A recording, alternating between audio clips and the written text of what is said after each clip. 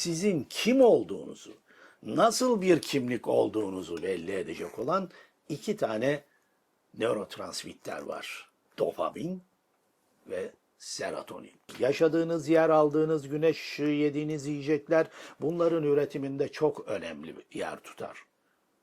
Dopamin saldırgan noradrenalinle böbrek üstünden salgılanan bezlerle birlikte zevkin, ihtirasın, arzuların, tatmin olunmayan duyguların, Gençlerde yüksek o zaman bu dopamin. dopamin yüksekliği. Dopamin yüksekliği olan insanlar hatta madde bağımlısı olabilirler. Dopamin yüksekliği olan insanlar kumar bağımlısı olabilirler. Dopamin yüksekliği olan insanlarda zevk hep satın alınır. Durmadan bir üstü, bir üstü, bir üstü daha.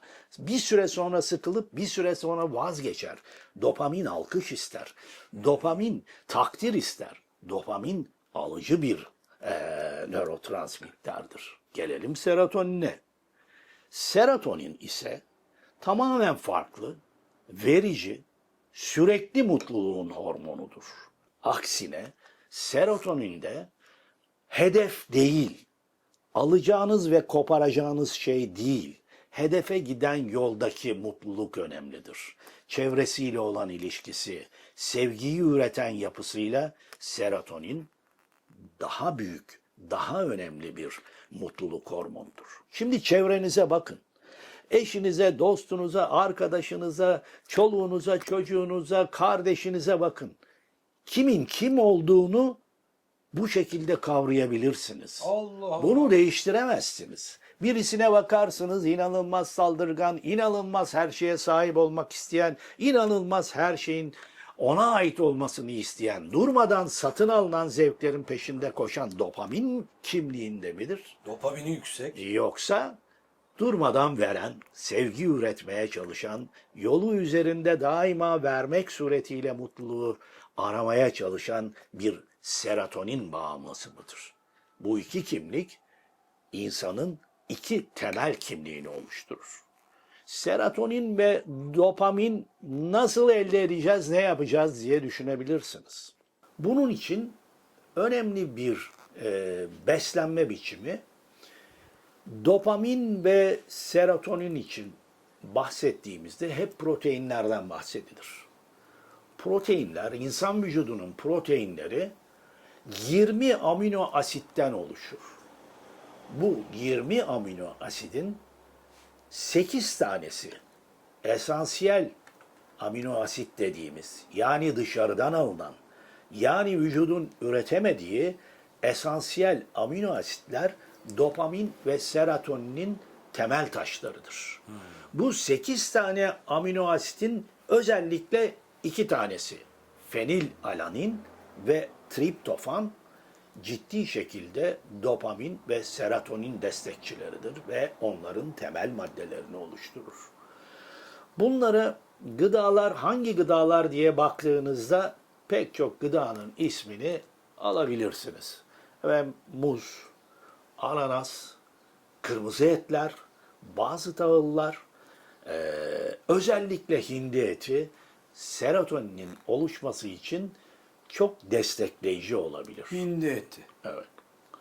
Bu nedenle özellikle güneşi görmeyen kuzey ülkelerinde serotoninin nihai ürünü melatonindir.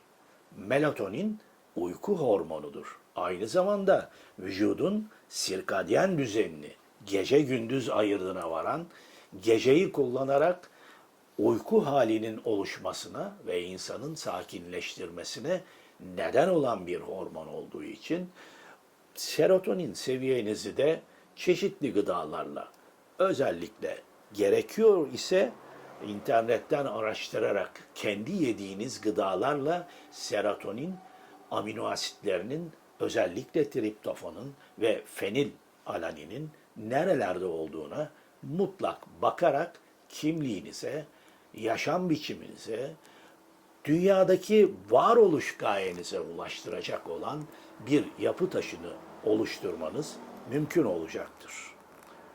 Bu nedenle hepinize insanlığa yararlı, bu dünyaya niçin geldiğini bilen, ne yapması gerektiğini bilen kimlikler olarak yararlı, faydalı, savaştan ve kavgadan uzak, satın almaktan ve zevk peşinde koşmaktan uzak, mutlu, mesut ve barış içinde yaşayan insanlar olmanız için gerekli desteği hekimlerinizden, doktorunuzdan, dostlarınızdan, psikologlarınızdan alarak bu dünyada var olmanın, yaşamanın keyfini çıkartmanızı tavsiye ederim. Peki dopamin var diyelim bende.